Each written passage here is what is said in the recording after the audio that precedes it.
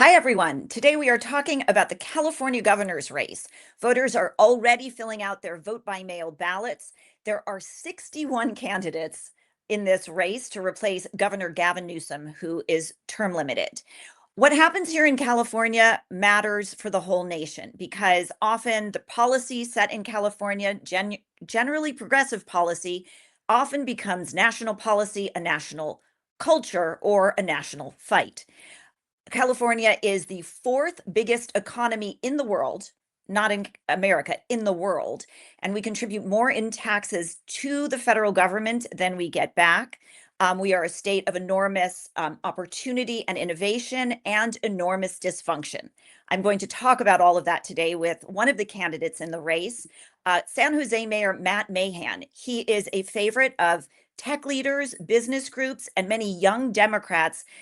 His supporters view him as the face of a future Democratic Party and what, in their view, a more efficient, effective Democratic Party could look like. Mayor Mahan, thanks so much for your time today. It is a pleasure to meet you.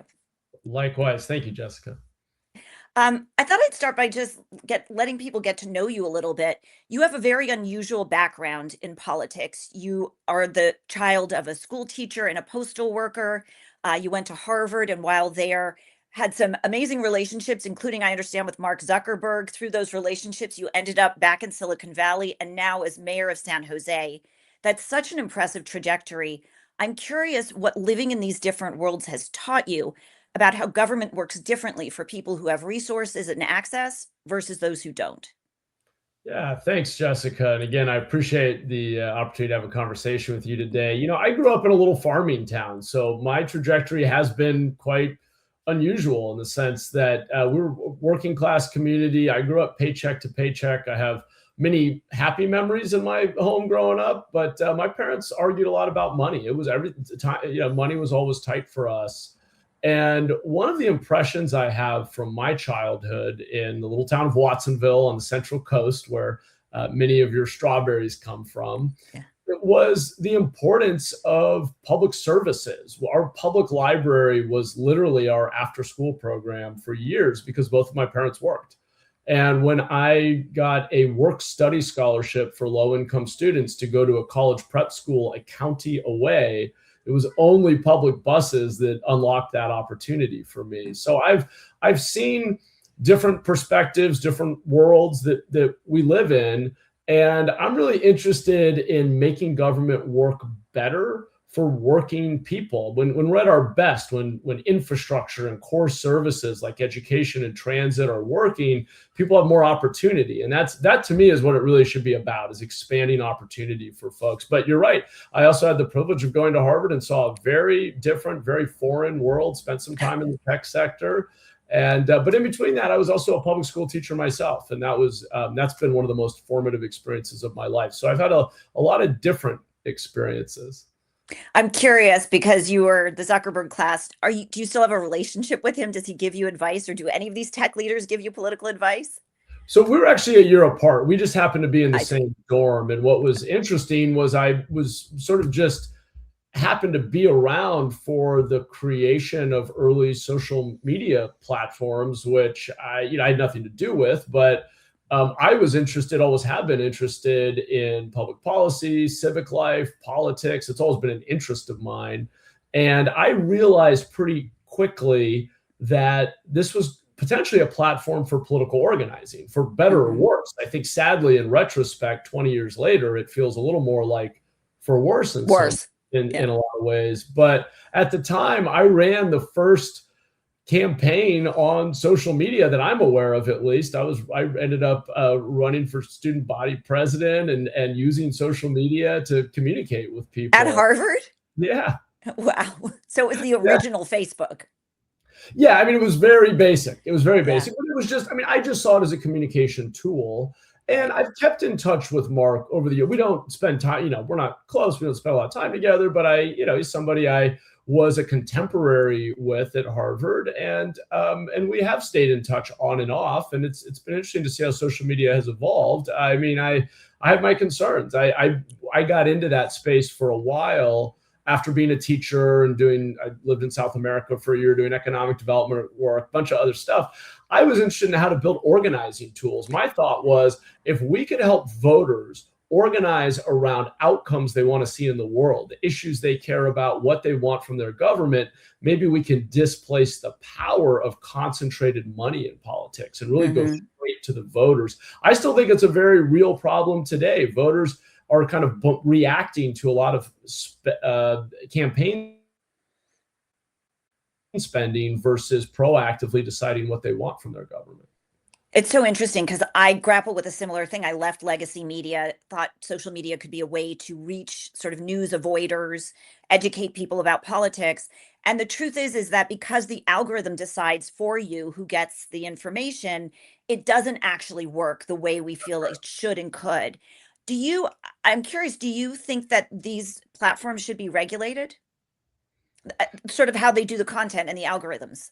Yeah, I do to an extent. I mean, I certainly think when it comes to children, and I think most of us agree on this, that I really think there need to be more restrictions. I think there should be parental consent required, because what we know at this point about the development of young brains is that social media can be really destructive. And so I do believe there should be regulation.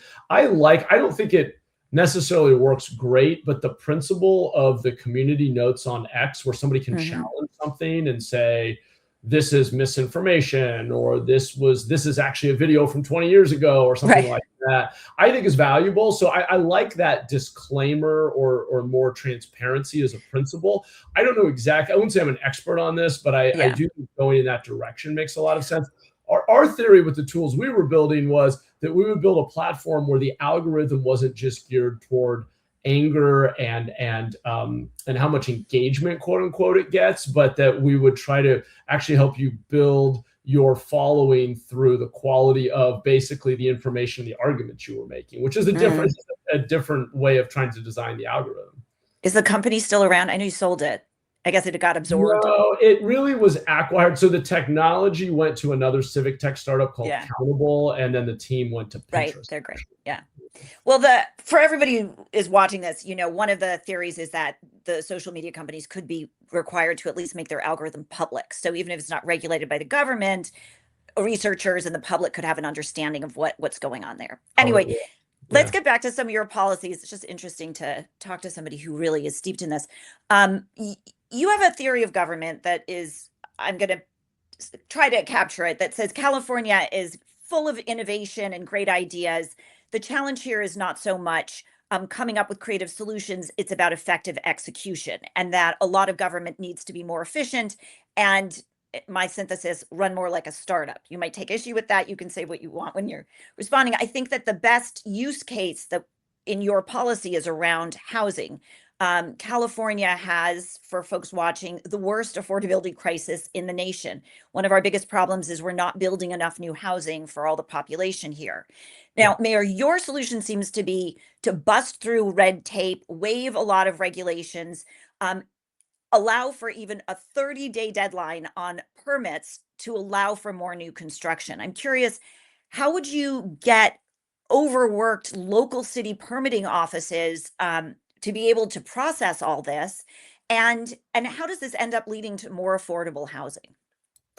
Yeah, well, let me back up. I think your setup at the beginning of the interview was really great. We have all of these incredible assets, all of this innovation, all of this private sector and personal capacity in California. And I see a lot of governance failure. I see a lot of policies that simply aren't working in practice. And I wouldn't say it's necessarily the startup mindset. I learned this as a Teach for America teacher, which was to set goals, measure for my students, measure their learning, use that as a yardstick for my own effectiveness as a teacher, and then constantly, basically have a feedback loop. I want to see more transparency, and the feedback loops in our politics are really broken today. I think we get rewarded for endorsements, money, brand, everything but results. And I want the feedback loop in our politics to be more results oriented. I'm not naive. Obviously, there's going to be entertainment and bluster and parties and all these other factors, and they're all important and valid, but results really ought to be at the center of it, which is why I've demanded in my city, the third largest city in the state,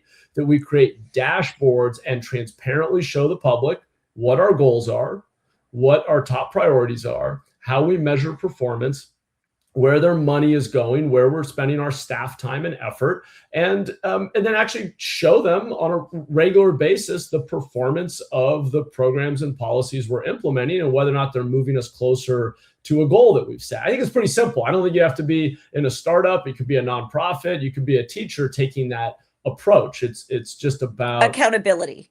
It's about accountability and using measurement and feedback loops. So anyway, on housing, I do think housing is a great example of it. I don't think it's the only one. We've moved the needle on a number of issues with having more of this sort of method or approach. But on housing, we have basically a breakdown of decades of good intentions that have layered upon one another. They're represented by endless regulations, processes, reporting requirements, legal risk. And the reality is that we have made it twice as expensive to build a home in California as it is in Colorado. And some of that we don't have control over. It's the cost of land.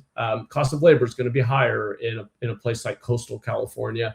But a lot of it is how slow it is to process permits. And I will answer your specific question on that. Some of it is just the fees we charge, which are often 5 to 10 times higher than you see in other states. It's our very complicated building codes and environmental law that opens each individual project to legal challenge from anyone, anywhere. You don't even have to be a resident of California to sue to stop a new housing project in our state. So that's clearly a problem. On permitting, I believe that the state should be creating more capacity for local cities to manage land use processes. Right now, we have 400 different cities that have to figure it out on their own. We each buy our own software. We update it and change it over time to try to meet our local needs. There is no standardization across the board. And I think the state really ought to step in and simplify it. Not all top down. Cities should get to have some control over zoning and how and where they grow if they're being good actors. But the state could create a single software platform for approvals. And if you have a conforming project, meaning you've already created a general plan that says we want housing on this parcel of this type, and these are our building codes and standards and design guidelines, and somebody comes in with a conforming project, the actual building permit should not take more than 30 days. And so that's just, I think we can absolutely hold people accountable to that, but we have to empower cities to do it with the software and best practices. That sounds like a very straightforward efficiency kind of solution. Is part of this, though, also waiving regulations? Yeah, and I think it's, when it comes to regulatory burden, we often oversimplify it as, is regulation good or bad? And the truth is you can have too much. What would you keep? What would you lose? Just as example. Yeah, well, okay. So the single biggest regulatory burden to not just housing, but it's impacted our ability to deliver high-speed rail, which obviously the state has not done. Upgrade the grid and pursue our clean energy goals. Upgrade or modernize our water conveyance infrastructure. It affects everything. Is CEQA, the California Environmental Quality Act, which already is much more robust and complicated than NEPA, the federal environmental laws that we have to follow. So then we added a new regulatory body of regulations on top. And in the 70s, they were pretty narrow. Over the last 50 years, this regulatory body has expanded to include everything, literally how much shade a new building will cast. And it's everything else you can imagine. The effect on the potential effect on bats is a recurring issue in San Jose. I didn't know we had a big bat population, but that's one that comes up again and again. So you have what ends up happening is, because we've tried to cover every possible environmental impact, and we include traffic, noise, shadows, Native American remains. Environmental means literally every single thing in the physical environment. Because we've tried to cover everything, what we've done is we've now set up a world in which you need a year of expensive consulting work to produce a 500-page report that shows that you studied every possible impact in the physical environment. And then if you don't do it perfectly, anyone can sue to challenge any one of your findings in your report. And so it just, that's how high-speed rail spends years and billions of dollars before they even get a shovel in the ground. And the consultants and lawyers are laughing all the way to the bank. I mean, look, I don't think they're malicious. They're just playing by the rules, but they're doing great, and we're getting less for our money. So how do you fix it? You constrain it. You really whittle down what are the things that have to be studied. Can we standardize impacts that meet a threshold that actually need study? Standardize the mitigations, reduce who has legal standing to challenge these studies. This was not at all how CEQA was envisioned when it was first put into law. So I would absolutely streamline it and rein it in. My dad worked in this field, and I used to hear all about just how impossible, even if you're trying to do the best thing possible, bring a grocery store into a blighted area, it's almost impossible to get even good work done. So I know there's this excess that's happened. It's also the case that sort of saying that that our problems can be solved by streamlining government is typically a Republican argument. There's no problem we face that can't be solved by less government, huh? It shouldn't be. I don't think it's less government. I just think if Democrats cede good, efficient, responsive government to Republicans, we are making a big mistake. We should not. But those are two different things. As you said, there's also the cost. One of the drivers of our housing crisis is also, as you said, the cost of materials, the cost of land, interest rates right now, right? Dashboards and efficiency can't really address that. And I think that you have a component in your policy that also says if a city is routinely unable to meet their 30-day limit, developers can go out and get their own, basically, inspector to get the permit. Yeah, we do this in some cities, but not every city does. It's called third-party plan check. So if a city is consistently missing agreed upon timelines, then I think that the applicants, and it doesn't have to be a developer, it could be a homeowner trying to, I don't know, remodel their kitchen or something, or build a backyard ADU, a backyard cottage, I think should have recourse and be able to go to a licensed third-party plan checker. That is a real thing in the world. When cities are behind, we will sometimes contract out and license third parties to review plans. I think members of the public who are not getting the service that they deserve ought to be able to use a third-party plan check with a licensed architect, a licensed designer who has their licensure on the line. But it's a way to not get bottlenecked in the bureaucracy. To your point, though, I don't think that it's all just about constraining government at all. In fact, I think we need to, I kind of take the opposite view in a way. I think one of the big, or both, I guess it's both and.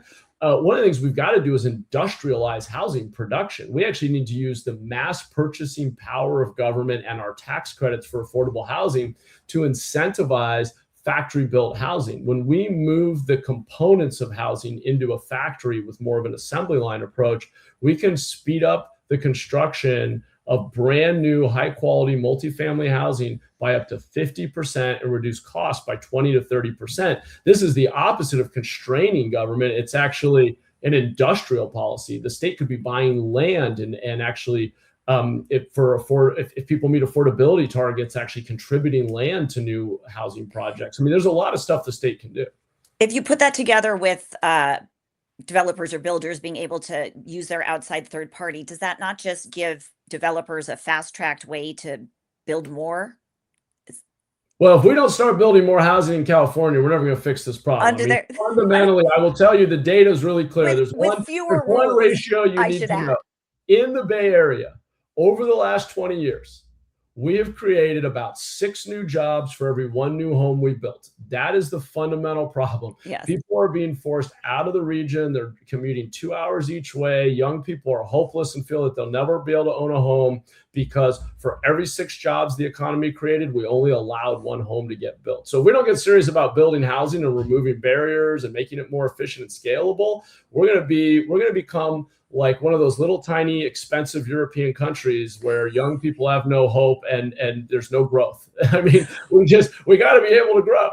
We have to grow. And you are the face of sort of next gen, a certain part of the next gen Democratic Party, we could call the Ezra Klein wing, folks who really see that there can be another way for Democrats to approach governance that's more effective, that's forward looking, that is a sort of, as you said, both and take the best from what both parties Yeah. have done. I think you can have very progressive goals while still having pragmatic means. I don't think r- those necessarily are in conflict.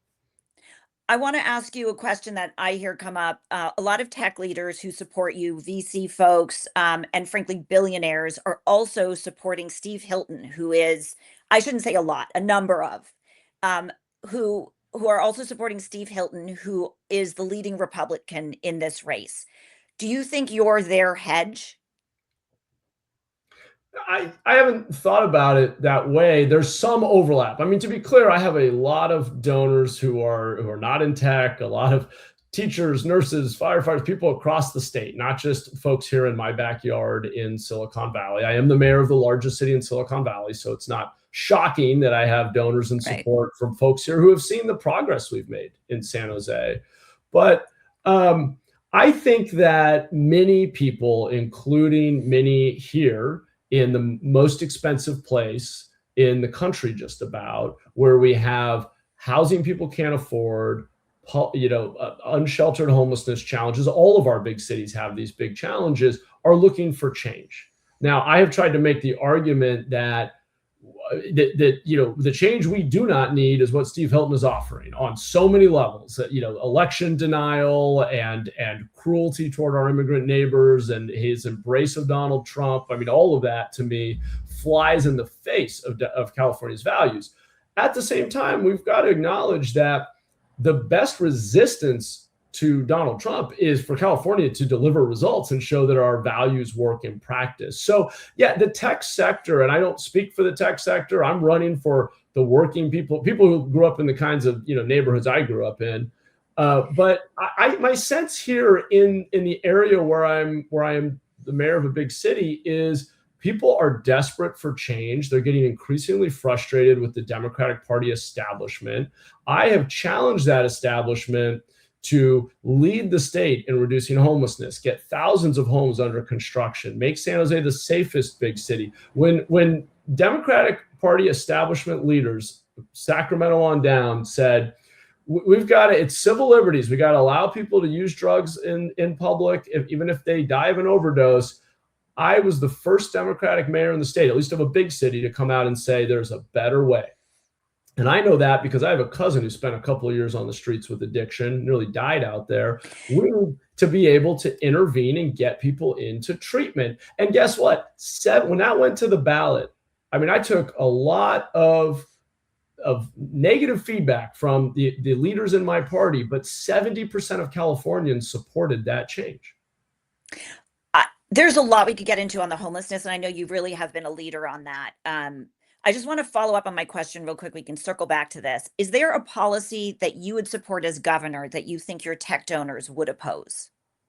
Well, my AI accountability plan is one that imposes a lot of restrictions and regulations on the industry. I've tried to be thoughtful and measured about not just pushing jobs out of state. I think there is a balance to strike, but I've called for banning cell phones in schools, requiring parental consent on social media. To your earlier point, I think that there ought to be more disclaimers or disclosure on what you're seeing on social media.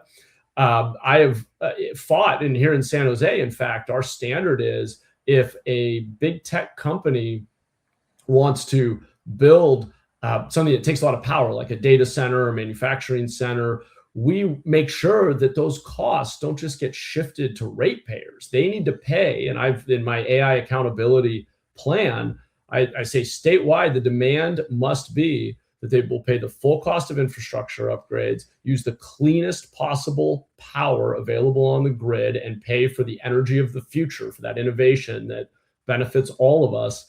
Use recycled water or help invest in new desalination or other tools. We should be leveraging their growth and investment to actually upgrade our infrastructure for everyone's benefit. That's how we make it a win-win. So I'm actually, ironically, while I've gotten some flack from opponents who think it's convenient to attack me for being the quote unquote Silicon Valley guy, I'm actually the only candidate in this race who has experience with regulating technology. As a mayor of a big city, we procure technology every day. We do land use approvals for tech companies. We're very strict. I know what we need to do to regulate tech to keep people safe and navigate this change that we're all experiencing. Mm-hmm.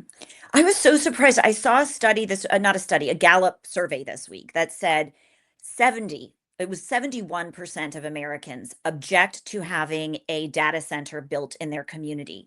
And what was so striking to me is they also asked about a nuclear power plant, and it was 53 or 54% of Americans object to nuclear power. That is how unpopular these data centers are. And I understand this push-pull. You don't want to push business out of state. You need business here.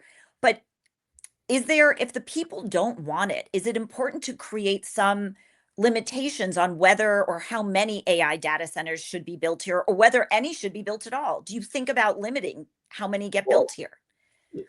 Yes, we have to listen to people. I mean, like our job in the public sector is to represent the people. So that, I mean, to me, that is the ground truth of how I approach the job. Is I listen to people.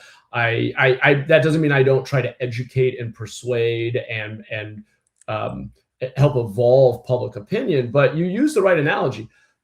Nuclear power, came onto the scene. There was some optimism. Then it just became feared, and the industry made mistakes, and it became loathed by much of the public. And of course, policy followed public opinion, and we basically stopped the industry from building any new nuclear power plants. Now, over time, people have come to see that there are safeguards, new technologies, countries like France that have 60 to 80% of their power produced by nuclear that is clean and it is emission free, and they haven't had the doomsday scenario. But there's still a lot of fear out there. So what you're seeing is this evolution of public opinion over time. Yeah. I think that's where data centers are right now. And I think the tech industry made a big mistake at the beginning of this trend, if you will, this new build out of data centers in recent years, by just trying to go to the places with the least regulation and build the fastest and cheapest they could.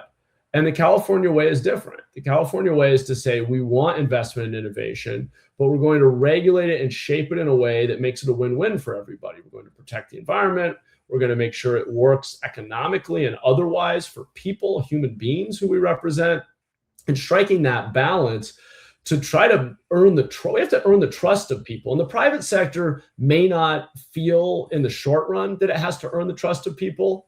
But as an elected official, as somebody who went out and knocked on 10,000 doors and asked people to trust me, I take that as job number one, is earning people's trust, which is why I've laid out the very strict regulations that we have put, and I, as governor, will put around data centers to rebuild public trust. Because the truth is, there's a lot of misinformation out there as well about data centers. And we've got to educate people. But look, the industry went fast, lost people's trust, and now has to do a lot of work to regain it. And we as policymakers have to hold them accountable for meeting the highest standards of sustainability, workforce standards, labor standards, investment in the community, because that trust has been broken for a lot of voters.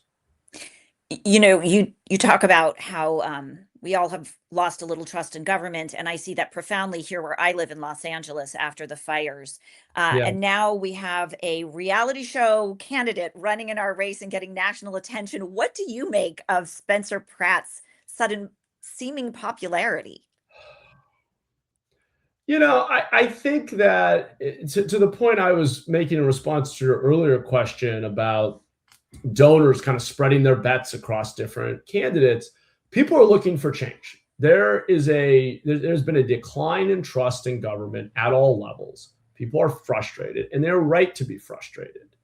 And what I would say is Spencer Pratt has tapped into that. He's using, AI and social media. Whether you like his message or not, it is definitely breaking through. And he's tapping into that immense frustration and distrust.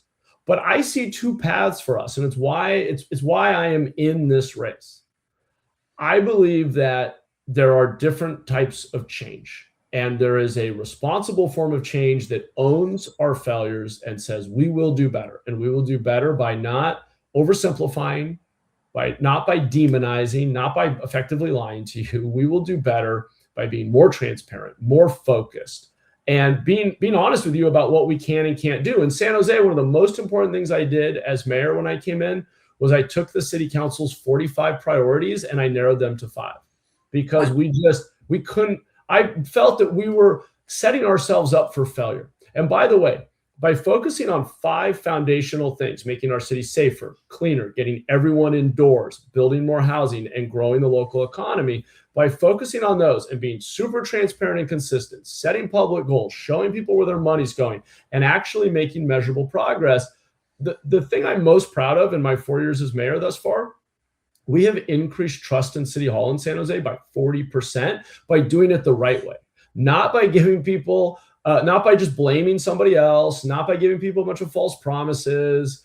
But are you ever tempted to make AI memes so the national media will just start reporting on you endlessly? I have lots of advisors and folks or folks reaching out being like, you need to do more memes or what. I mean, look, I am trying to offer a different way of doing this based on what I genuinely believe is right and I think works in practice. There is a range of possibilities. You've got the Spencer Pratts and Steve Hilton. And look, as Democrats, we should be able to acknowledge they're tapping into something real. They're pointing to real failures in the system. When you are a state that has 12% of the country's population, but over 40% of the unsheltered homeless population, or you're a state that literally has the lowest home ownership rate in the country, or Mississippi is starting to outpace you in literacy for low income and students of color, you got to acknowledge, okay, our policies aren't working in practice, but now we have a choice. Are we going to give people real honest answers and a real path to results? Or are we going to demonize and entertain and make this about ourselves and win? And what's going to happen if he wins? I mean, I worry. There are those who want to just blow up the system. We're seeing how that's going at the national level.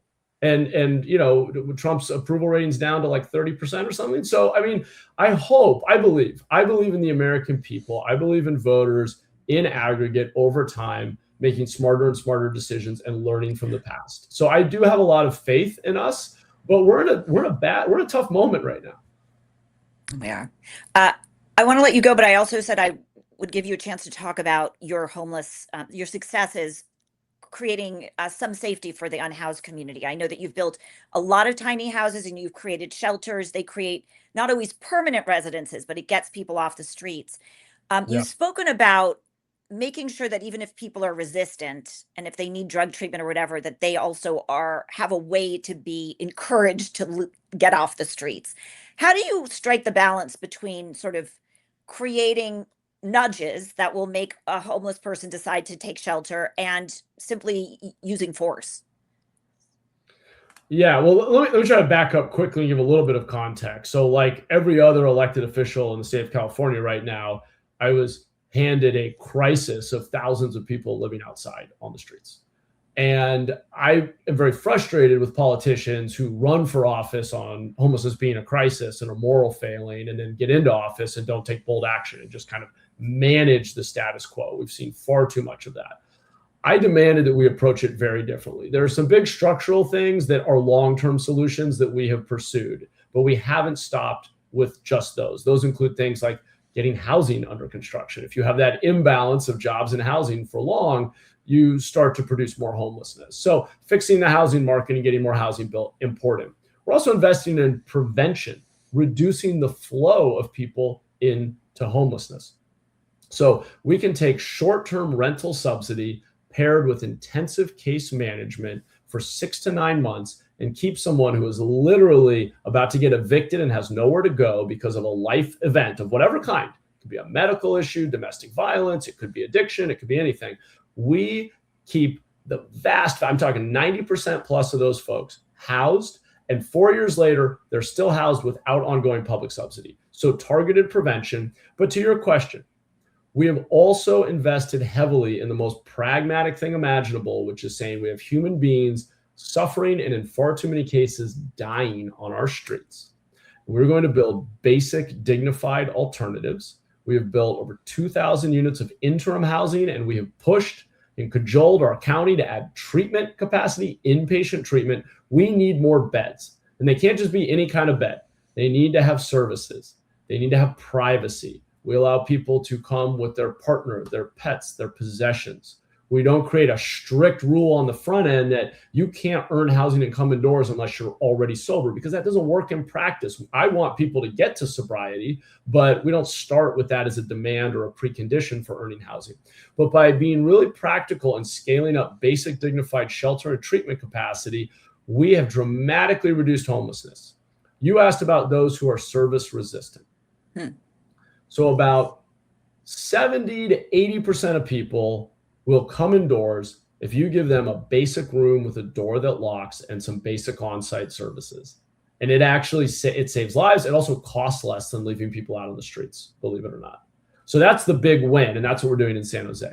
For the other 20 to 30% of people who are what's called service resistant, typically those who are repeatedly refusing private, dignified interim housing or inpatient treatment options, are doing so because of an underlying mental health issue, often addiction.